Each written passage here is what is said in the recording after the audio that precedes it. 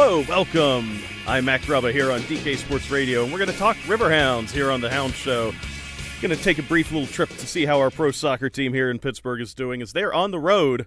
A big two-game road swing for them. They played last Saturday night in Charleston, South Carolina, where they came out with another scoreless draw. Maybe not the most attractive thing, but an effective result on the road.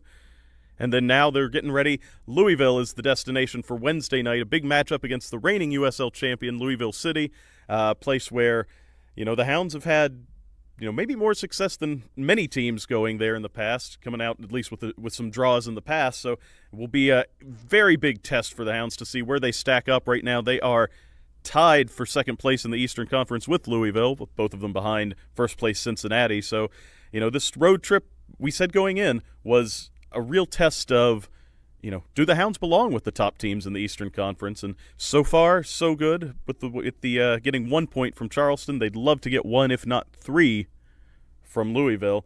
Let's talk first about that Charleston game, though, and had a chance to talk to Coach Bob Lilley today. On the phone as the team actually stayed in Charleston an extra day or two to continue training there. Then they're flying up to Louisville on on Tuesday, get one training session in Louisville before the Wednesday night match. So, he was mostly happy with the performance in Charleston. The thing that the word he came around to, and I thought was, a good choice of words, was the team lacked a little ambition. They were efficient. They were defensively sound. They didn't make the mistakes, but there were times, in Lilley's estimation, that they could have gotten forward more, attacked, tested the Charleston defense a little more. Of course, Charleston's goalkeeper, Joe Kuzminski, he only needed to make one save in the scoreless draw. To be fair, Hounds goalkeeper Dan Lind only made one himself. So, it was that kind of game where it was just bogged down midfield. But, the Hounds are showing that they can play with every one of these top teams in the East. They went on the road, 2-2 draw at Cincinnati, on the road to Tampa Bay and got a draw, which by all rights should have been a win, barring a goalkeeping error. They've hung with everybody. Only one loss on the season, of course, which was a home loss to a Nashville team that they drew on the road. So, this Hounds team is not overmatched by anyone. Unlike in years past where you went into matches against a Louisville or, a Rochester Rhinos team when Lilley was coaching up there, where you said, oh, well, if the Hounds can get 1 point out of this, we'll be lucky, we'll take it. That's not the feeling around this team anymore. They want wins. They want 3 points. And, the one line that Bob said to me when we spoke that really stood out was, we don't want to maintain our position in the East. We want to keep climbing. And I thought that was a very potent thing to say, and that, they're not happy sitting in what is third place on tiebreakers right now with Louisville.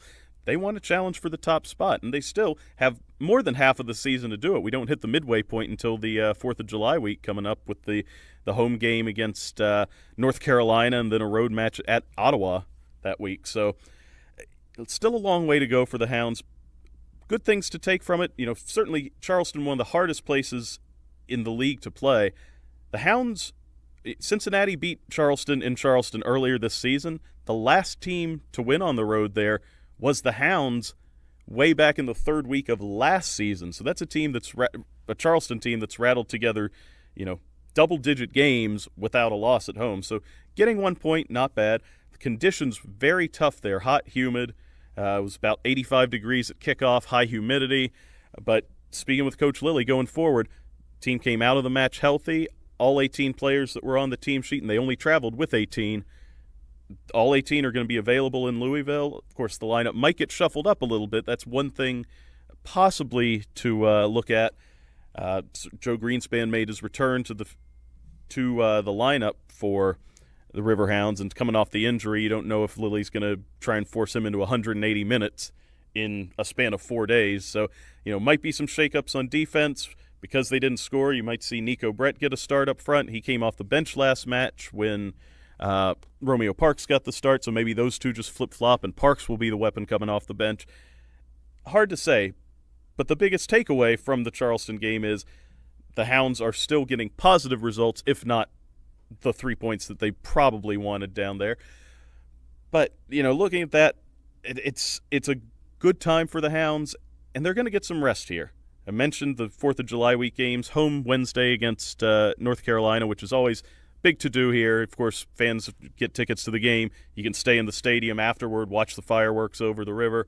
They cut out all the stadium lights for best viewing. So you've got that, and then the road trip 5 days after that. Wait, no, doing my math in my head wrong. It is a Sunday game. It's only 4 days up in Ottawa. But then the Hounds are going to have another week off. That next weekend, they get a break. So after the logjam of games in May, we've got a stretch now where the Hounds are going to go more than a full month, more than 30 days, with only 5 games in that stretch. So this is a great time for them to get their legs under them, get ready for a second half push, which they've got a lot of home August games. That's when they're really going to want to make their move up the standings.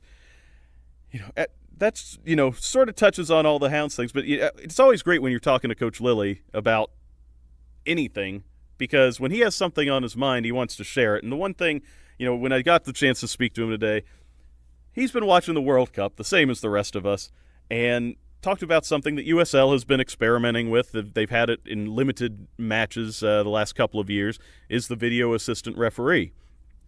Instant replay in soccer. And, perhaps this is a bad example or making the system look bad, but we both happened to watch the Iran-Portugal game in the World Cup, last game of Group B play, both teams fighting for a chance in there.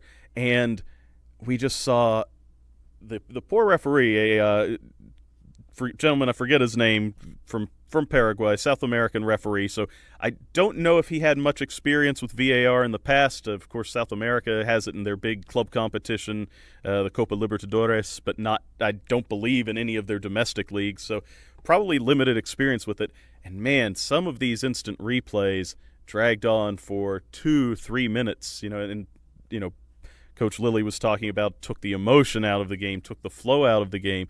And you know what? They go to those, and sometimes the calls are still up in the air. Is it the right call? Isn't it? It's very tough. You wonder what's being said in the microphone. And my big complaint is when you have perhaps an experienced video replay official in the ear of maybe a less experienced on-field official, how much influence is he getting in there? I think long-term, the VAR is obviously the way that things are going, and in USL, we might see it in a lot of matches as soon as next year.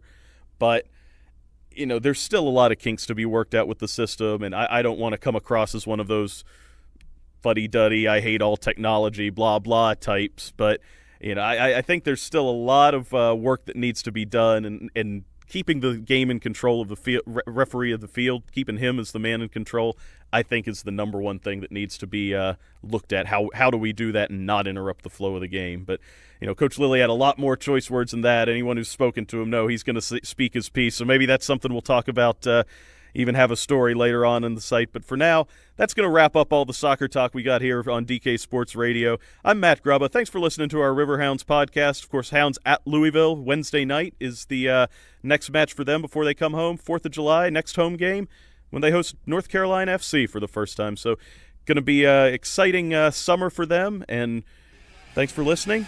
Thanks to Chris Benson for producing. Hope you'll keep listening to all the content we've got here on DK Sports Radio. Take care.